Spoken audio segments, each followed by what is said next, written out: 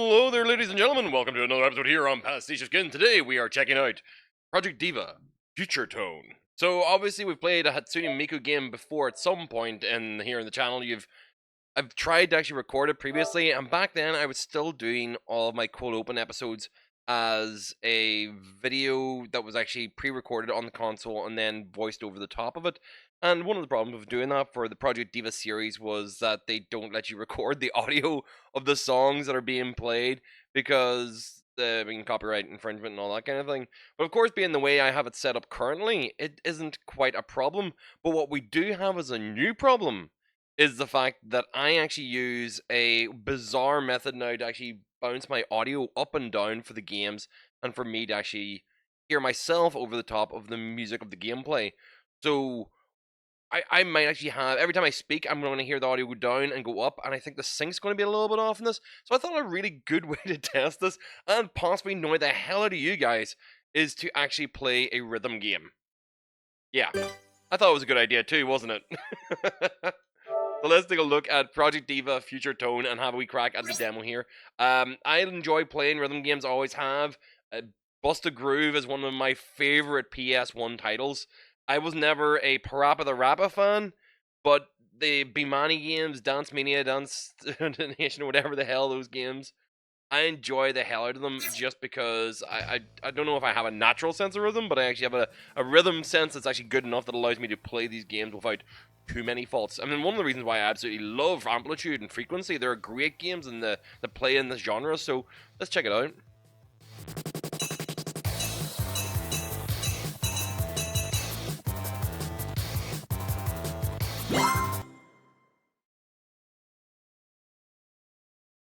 Oh, okay. So it's gonna play the 11 polka.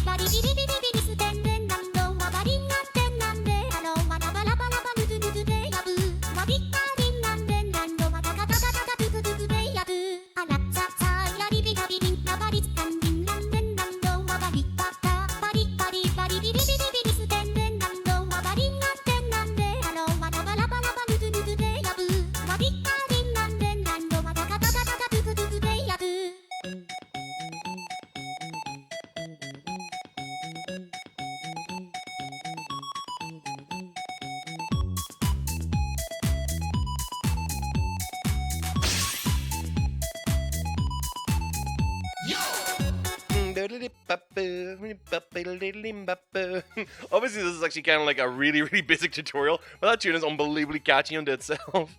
So yeah, I'm just gonna sit here and play through the tutorial, because I'm assuming it's making me play through these for, I mean, I could skip it now if you're tired of this tune, but it's so good and we just finished anyway.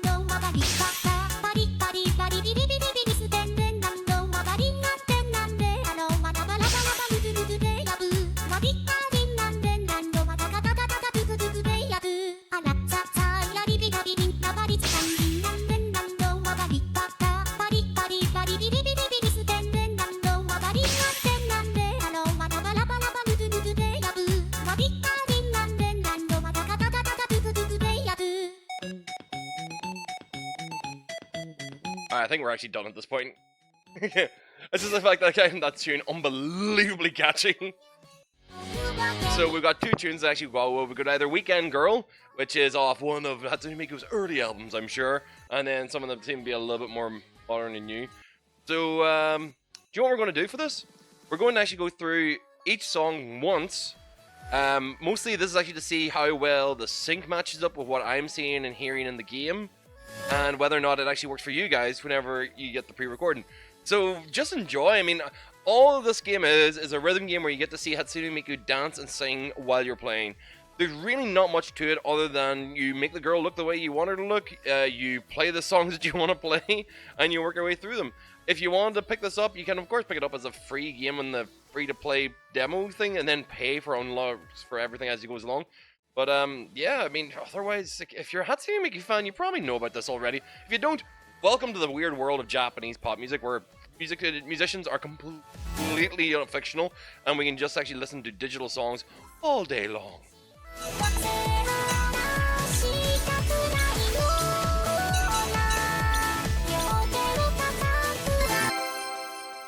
So we're going to play Weekend Girl as our first track. Ladies and gentlemen, welcome to the stage, Hatsune Miku!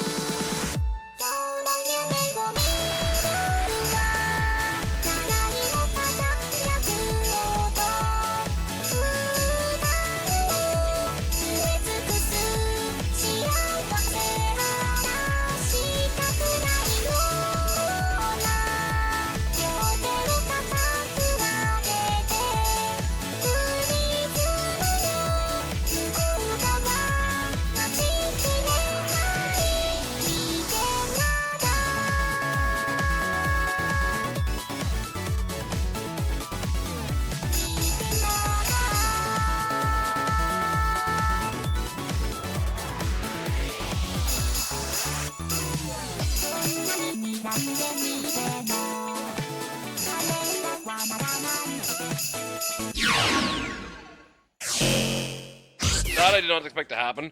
And partially that's actually due to the fact that I do have a momentary delay between the footage that I see on screen here and the audio I have played back. So one may be actually a better use of, I actually changed from angles that I'm playing. This is actually, like I said, as a test, makes a lot of sense for me to do as a video, but not really as actually a video for you guys to see the gameplay. So I apologize profusely for this actually being like essentially an acid test to actually like show you guys what the gameplay like is in a game, and at the same time test my hardware, but it's the nature of actually doing these kind of broadcasts.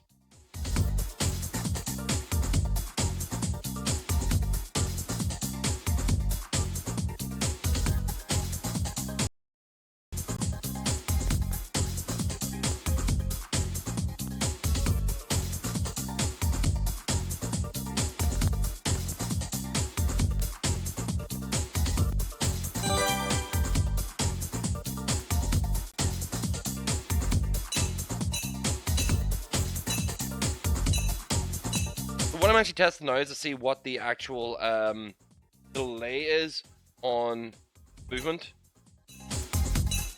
What I'm trying to do is actually tell whether or not what the audio is difference-wise, because what I'm seeing here, if I'm looking at this screen and display as part of my setup here in the studio, that's actually the direct line from the console. But because I'm actually running the audio through a secondary delay to get the audio to run through my computer system to allow this ducking to work, it's causing about maybe like a hundredth of a second or a tenth of a second to actually delay it.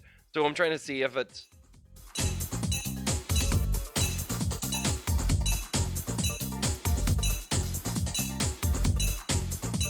So what you see there is actually a momentary delay on what I see in the game while it still matches the gameplay.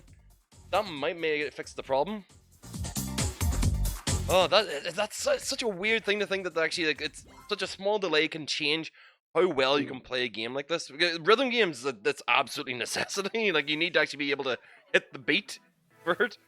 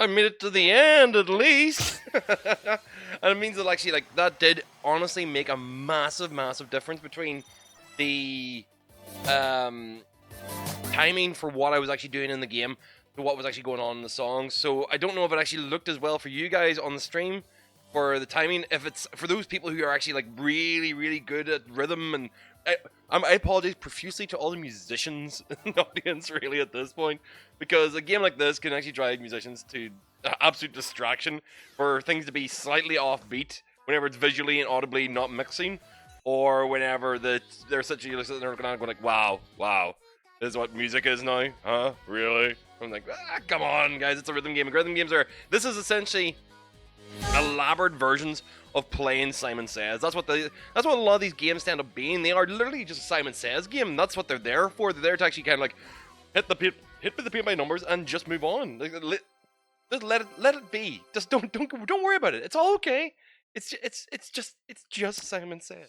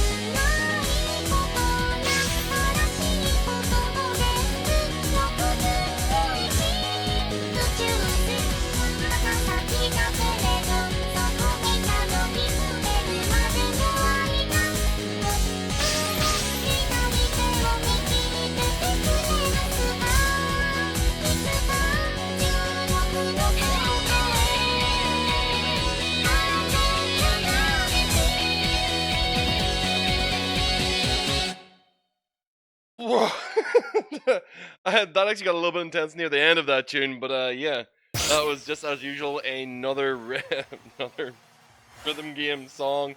Cleared with a new high score. Feel free to go and try the demo and beat the ass out of my score.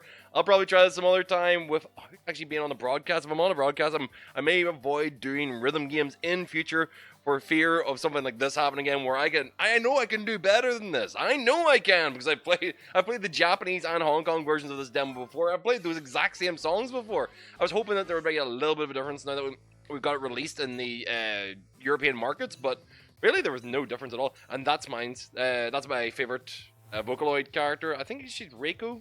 Not too sure.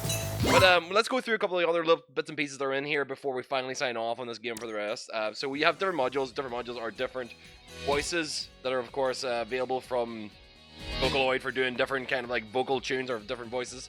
Hatsune Miku being the one obviously with the most costumes. Obviously, everything from a dress-up like Sonic costume to Space Channel number 5 and a bunch of others. There's Space Channel 5 there. And yeah, a lot of versions from all of our different music videos. But like I said, my extra characters, ones that have actually only been used once or twice. Where is the one that I like? Where is she? No, she's not Rico, it's Miku. And that's adorable. Look at that. Cat girl, isn't it? So yeah, the whole point is that you go in here, you can actually choose different characters, different costumes, change them up a wee bit. End up, you just get to look at them, pose them. Their hair actually moves and flows as they want, so you got your own diorama thing. You can sit there and stroke and put your own Miku. But of course, yeah, the different effects for different buttons. So it's heavily customizable, and it's not just song specific. It's actually for everything. So it's actually there for a reason.